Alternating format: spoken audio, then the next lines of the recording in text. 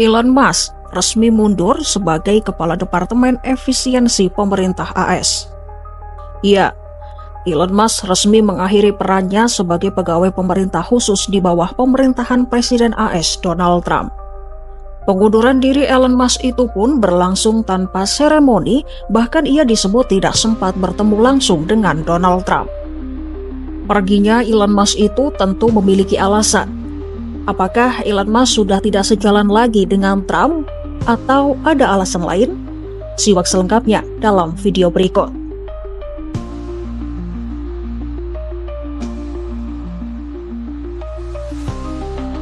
Miliarder sekaligus kepala Tesla, Elon Musk telah mengundurkan diri dari perannya sebagai Kepala Departemen Efisiensi Pemerintah AS.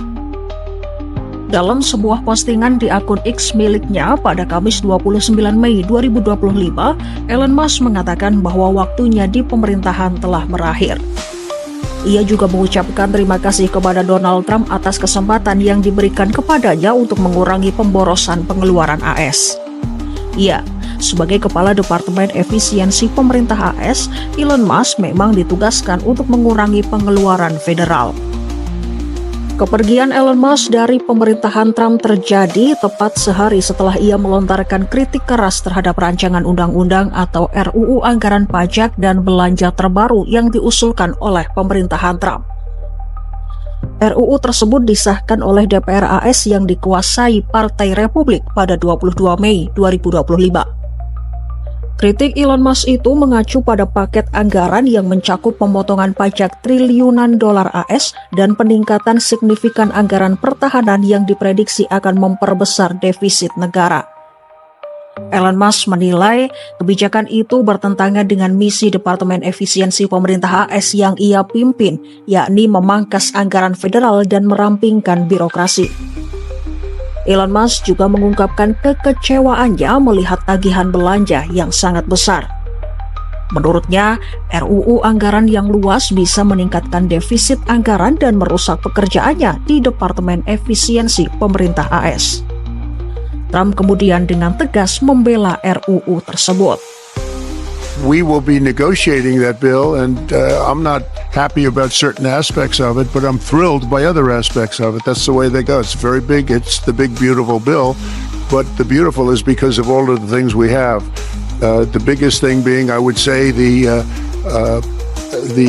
level of tax cutting that we're going to be doing. We're going to make people really be able to. We'll have the lowest tax rate we've ever had in the history of our country, and tremendous amounts of benefit are going to the middle-income people of our country, low and middle-income people of our country.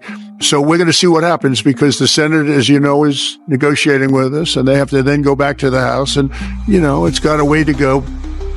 Menurut Elon Musk, masa jabatannya di Gedung Putih juga dirusak oleh kontroversi, khususnya yang dipicu oleh upaya untuk membubarkan Badan Pembangunan Internasional AS, sebuah badan yang didedikasikan untuk mendistribusikan bantuan AC.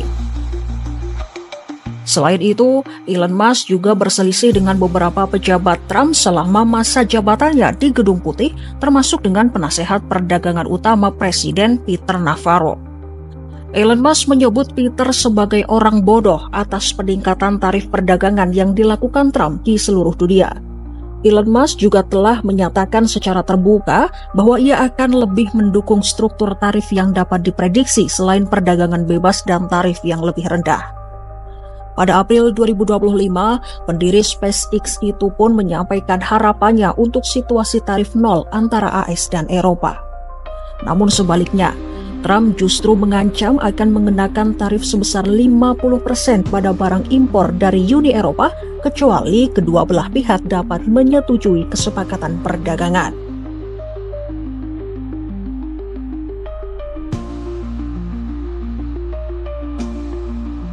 Elon Musk sendiri mengemban jabatan di Departemen Efisiensi Pemerintah AS sekitar 4 bulan lebih sedikit. Sebelumnya, Elon Musk mengatakan ia akan segera mengalihkan fokusnya kembali ke usaha bisnisnya sendiri dan alokasi waktunya di Departemen Efisiensi Pemerintah AS akan turun secara signifikan mulai Mei 2025. Lantas, dengan kepergian Elon Musk, apa yang akan terjadi pada Departemen Efisiensi Pemerintah AS? Trump sendiri mendirikan Departemen Efisiensi Pemerintah AS melalui perintah eksekutif saat ia dilantik pada 20 Januari 2025. Dengan kepergian Elon Musk, tidak jelas nasib apa yang menanti lembaga tersebut karena Trump belum menunjuk siapapun untuk menggantikan Elon Musk. Dalam departemen itu, Elon Musk diberi mandat untuk mengurangi pendanaan federal yang meliputi pengurangan jumlah pegawai pemerintah, pemutusan kontrak pemerintah, dan upaya penutupan seluruh lembaga. Di lain sisi, Elon Musk mengatakan misi Departemen Efisiensi Pemerintah AS akan semakin kuat seiring berjalannya waktu. Namun, mantan diplomat AS dan profesor hukum Colin Gravey mengatakan masa depan Departemen Efisiensi Pemerintah AS justru tidak menentu.